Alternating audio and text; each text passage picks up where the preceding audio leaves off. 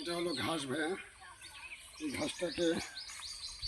ঘাস যদি না খুঁড়ে দিই তাহলে মনে করেন যে এই ঘাসের মধ্যে আগাছা হলে এই ঘাস আর হবে না, এটা গরু খাদ্য।